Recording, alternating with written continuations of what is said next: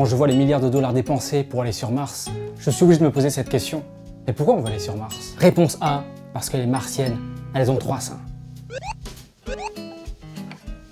Réponse B, parce qu'il doit faire beau toute l'année.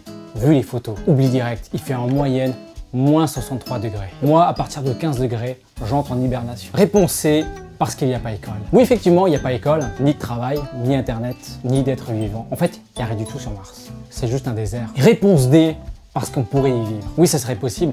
La NASA a récemment confirmé la présence d'eau sur Mars. Tu dois le savoir, mais sans eau, il n'y aurait pas eu de vie sur Terre. L'objectif des missions sur Mars n'est pas juste de trouver de l'eau, mais de déterminer s'il y a eu de la vie, et s'il y a eu de la vie, pourquoi elle s'est éteinte. De toutes les planètes de notre système solaire, Mars serait la plus habitable. Et tu vas me demander, pourquoi vouloir trouver une autre planète habitable alors qu'on en a déjà une? Je pense que c'est pour étudier la vie, surtout quand elle serait antérieure à la nôtre. Est-ce qu'il y avait des êtres humains? Est-ce qu'ils avaient des iPhones?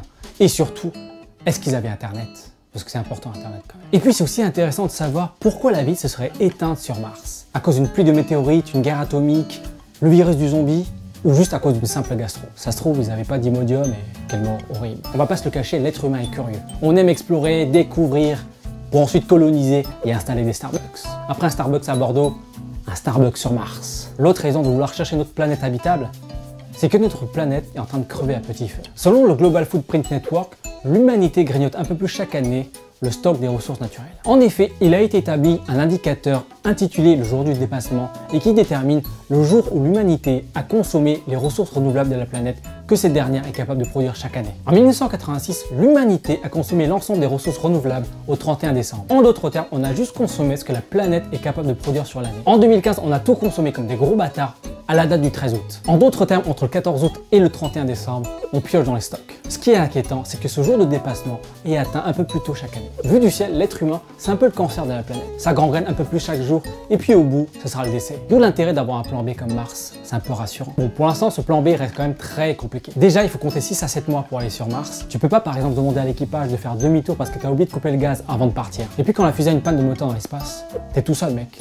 Y a pas de garage dans le coin. Et puis on connaît pas vraiment les impacts d'un tel voyage sur le corps humain. Et puis arrivé sur place, faut pas s'attendre à du Club Med. Y a pas d'oxygène, y a pas de bouffe, et on se les pèle du ouf. Dire qu'il y a des personnes qui se sont portées volontaires pour faire partie du projet Mars One, qui consiste à envoyer une quarantaine de personnes sur Mars afin de coloniser des cailloux. J'ai oublié de préciser, c'est un aller simple. J'aurais ajouté un aller simple vers la mort. Je sais pas, mais ça sent terriblement le plan galère. Par contre, j'aurais choisi des personnes qui ne servent à rien. Ces genres de gens qui pensent qu'il y a plusieurs races, des races blanches, des races non blanches, des gens qui aiment bien foutre la merde entre les peuples, les met sur Mars et puis voilà, bon vent. Un autre projet plus sérieux mené par la NASA est de réunir 6 personnes et de leur faire vivre une simulation sur Mars pendant 1 an sur l'île d'Hawaï. Ils vont devoir vivre ensemble sous un dôme de 11 mètres de diamètre, manger des aliments déshydratés et prendre qu'une seule douche par semaine.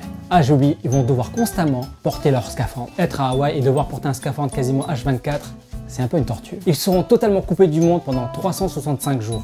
Faut vraiment être courageux. En tout cas, moi, je leur souhaite bonne chance. Parce que vivre assis dans un espace confiné en ne prenant qu'une douche par semaine, ça doit pas sentir la rose tous les jours. Et toi, est-ce que tu as envie d'aller sur Mars ou sur une autre planète? Et est-ce que tu crois qu'il y a d'autres vies ailleurs? Pour ne pas rater mes prochaines vidéos, tu as juste à cliquer ici pour t'abonner. Et surtout, n'oublie pas d'activer les notifications sur l'application mobile de YouTube pour recevoir directement le lien des nouvelles vidéos. C'est très important, sinon tu risques de rater la vidéo. Personnellement, quand tu as vu quelques films qui se sont déroulés sur Mars et qui finissent généralement par des morts horribles, moi, j'ai pas très envie de quitter mon petit appartement terrien. Je doute sincèrement que tu rencontres des êtres mignons comme les poros sur Mars. Bon, après avoir vu Total Recall, ça doit être quand même sympathique de croiser une martienne à 300. Avoue que toi aussi t'es intrigué et fais pas genre. Trêve de plaisanterie, si tu as aimé la vidéo, n'oublie pas de la liker et de la partager. Et sur ce, moi je te dis à la semaine prochaine pour une nouvelle vidéo. Allez, ciao!